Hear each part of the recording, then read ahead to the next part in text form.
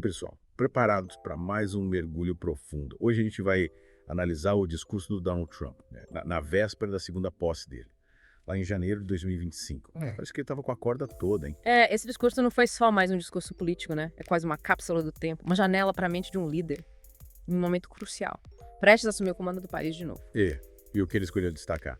Que promessas ele fez para o povo americano? Pois é. Vamos desvendar isso juntos, então. Uma coisa que salta aos olhos logo de cara é a ênfase na segurança das fronteiras, né? E na imigração. O Trump usa uma retórica bem forte, falando sobre expulsar imigrantes ilegais e contar a invasão na fronteira. Sim. Ele usa termos como criminosos e animais, para se referir aos imigrantes ilegais, né? Que é bastante problemático. É bastante problemático, uma linguagem carregada de preconceito. Que visa gerar medo, né? E revolta na população. Exatamente. E essa tática de construir um inimigo, né, para unir seus apoiadores, algo que ele já tinha feito no passado, aparece em outros momentos do discurso também. Verdade. Ele pinta um quadro bem sombrio da situação do país, né? Falando sobre economia arruinada, a crise na fronteira e o planeta à beira da Terceira Guerra Mundial. É como se ele tivesse dito, olha essa bagunça que fizeram, só posso consertar isso. E essa estratégia se conecta com a promessa de revogar todos os decretos do Biden, né, logo de cara.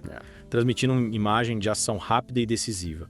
Meio como um xerife chegando na cidade para botar ordem na casa. Ele quer mostrar que tá no controle, que não vai perder tempo com burocracia. Mas será que essa postura autoritária realmente funciona na prática? Essa é uma pergunta pra gente discutir mais a fundo ao longo do nosso mergulho. Com certeza. Outra coisa que me chamou a atenção foi a ênfase que ele dá à economia.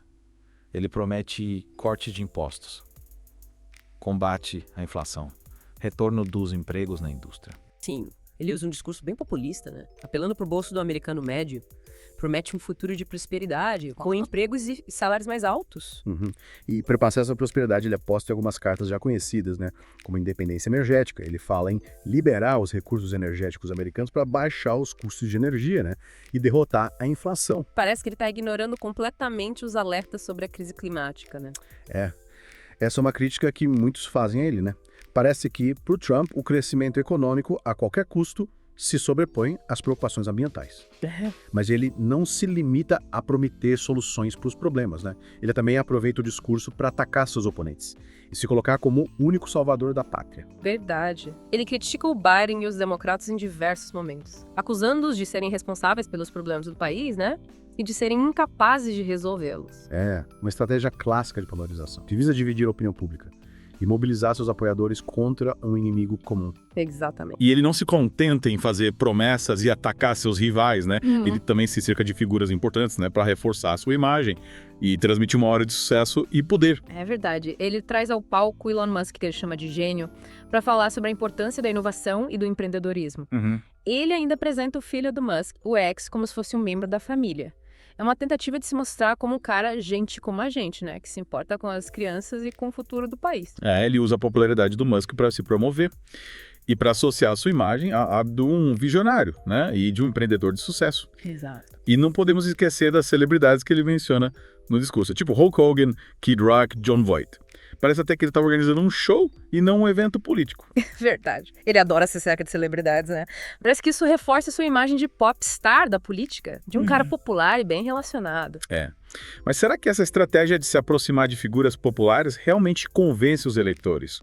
Ou será que isso soa superficial e artificial? Boa pergunta. Essa é mais uma pergunta que vamos tentar responder ao longo do nosso mergulho. É isso aí. Ele também faz questão de enaltecer os membros do seu gabinete, né? Chamando-os de patriotas, visionários e reformadores. Ele apresenta um time com figuras polêmicas, tipo Pete Buttigieg na defesa e Robert F. Kennedy Jr. na saúde. Uma mistura curiosa, né? Ele tá apostando em nomes conhecidos do público, mas que também geram controvérsia.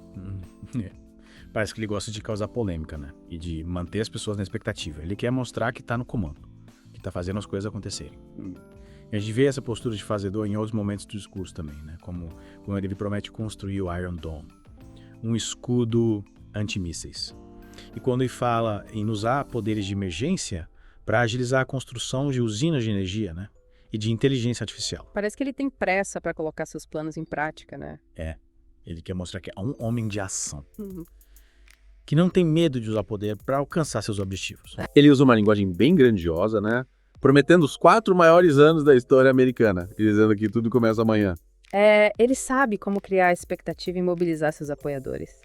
Mas será que essa retórica grandiosa se traduz em resultados concretos? Essa é a pergunta que fica do ar, né? Mas antes de continuarmos nossa análise, que tá bom a gente dar uma pausa para respirar e digerir tudo que a gente ouviu até agora. É uma boa ideia. Afinal, esse discurso tá cheio de nuances, né? E de informações importantes. E a gente precisa de um tempinho para processar tudo isso. E para formular nossas próprias conclusões. É isso aí. E claro, para a gente se preparar para a próxima etapa do nosso mergulho, né? Onde vamos analisar mais a fundo as promessas e as estratégias do Trump para o segundo mandato dele. Voltando ao nosso mergulho, você deve ter notado como Trump se apega à ideia de América em primeiro lugar durante todo o discurso, né? Sim, esse slogan, que foi central na primeira campanha dele, volta com força total. Ele promete reconstruir o país, fortalecer as forças armadas, acabar com a imigração ilegal e colocar os interesses americanos acima de tudo. E ele justifica essa postura falando sobre os anos que os EUE passaram construindo nações estrangeiras, né? Defendendo fronteiras estrangeiras, protegendo terras estrangeiras. É como se ele tivesse dizendo, chega de ajudar os outros. Agora é a hora da gente cuidar da gente. Exatamente. E essa mensagem, por mais controversa que seja, ressoa com uma parcela da população que se sente abandonada pelo governo e que busca um líder que prometa protegê-la das ameaças externas e internas. É verdade. E ele ainda reforça essa ideia de ameaça externa quando fala sobre a guerra na Ucrânia, né? O caos no Oriente Médio, o risco de uma terceira guerra mundial. Ele pinta um quadro bem assustador do mundo, com inimigos à espreita e perigos iminentes. Isso coloca como o único capaz de lidar com essas ameaças, o único que pode proteger os EUE de um destino trágico. Ele usa essa retórica apocalíptica para justificar suas políticas de linha dura, né? Como o aumento dos gastos militares. E a postura agressiva em relação a países como a China e a Rússia.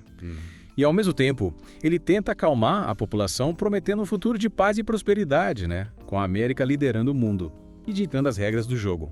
É um discurso que mistura medo e esperança, nacionalismo e globalismo, autoritarismo e paternalismo. Uma mistura que, por mais contraditória que pareça, conquistou milhões de americanos. E falando em conquistar americanos, você reparou como ele usa o discurso para se conectar com diferentes grupos da população. Sim, ele se dirige aos trabalhadores, aos agricultores, aos veteranos, às famílias, aos jovens. Ele tenta mostrar que se importa com todos, que representa os interesses de todos os americanos. Ele usa uma linguagem simples, direta, coloquial, né? Quebrando o protocolo. E se aproximando do público como um cara comum. Ele conta histórias, faz piadas, elogia seus aliados, critica seus oponentes. Ele transforma o discurso político em um espetáculo, né? Em um show de entretenimento. E isso funciona muito bem para ele, porque prende a atenção do público, né? E o faz se sentir parte do evento. Verdade. Ele não está apenas discursando para a plateia, ele está conversando com ela, se conectando com ela em um nível emocional. E essa habilidade de se comunicar de forma tão eficaz, né, de construir narrativas tão cativantes, é uma das suas maiores armas políticas. É verdade. E essa habilidade fica ainda mais evidente quando ele fala sobre o sonho americano, né? Sim. Ele resgata esse ideal, que muitos consideravam perdido ou esquecido, e o apresenta como algo que pode ser reconquistado, né? Como um futuro que pode ser construído com trabalho duro e determinação. Ele promete criar oportunidades para todos, acabar com a pobreza, trazer de volta os empregos perdidos, fortalecer a classe média. Ele vende a ideia de um futuro brilhante para a América, né? Um futuro onde todos podem prosperar. E essa mensagem de esperança, combinada com o discurso de medo, né, e de proteção, forma um coquetel poderoso que o impulsionou de volta à Casa Branca. Então, certo? Mas será que ele realmente acredita nesse futuro que ele pinta? Ou será que ele está apenas manipulando a população para se manter no poder? Boa pergunta. Essa é a pergunta que fica no ar. Afinal, como a gente já viu, as promessas de campanha nem sempre se cumprem na realidade, né? E só o tempo dirá se o segundo mandato do Trump será marcado pela prosperidade e pela grandeza que ele promete. Ou se será mais um capítulo na história de polarização e de divisão que tem marcado a política americana nas últimas décadas. É isso aí.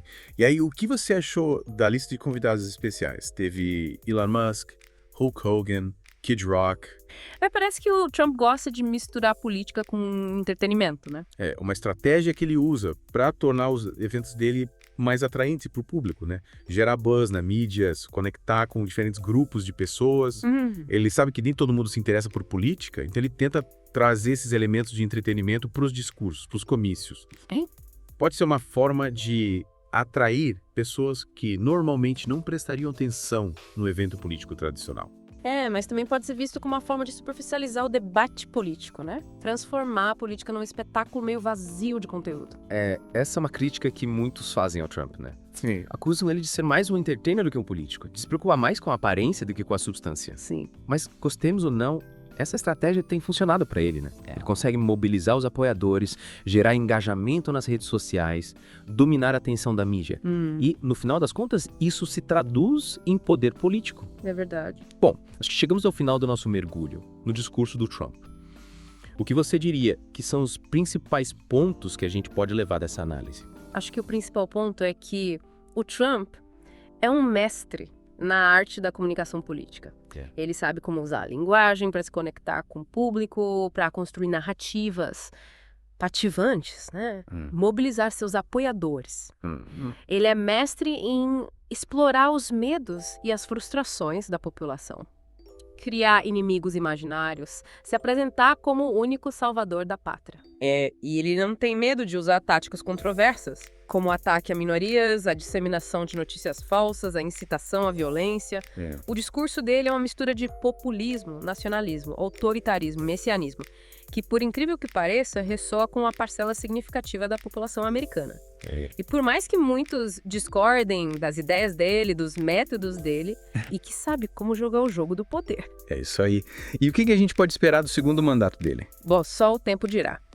Mas, com base no histórico dele, no discurso de posse, a gente pode esperar mais polarização, mais confronto, mais retórica incendiária e mais políticas de linha dura. Ele prometeu fazer a América grande novamente, mas para muitos essa promessa soa mais como uma ameaça do que como uma esperança. Só nos resta acompanhar os próximos 4 anos e ver o que o futuro reserva para os Estados Unidos e para o mundo. É isso aí, pessoal. Esse foi mais um mergulho profundo. Esperamos que vocês tenham gostado.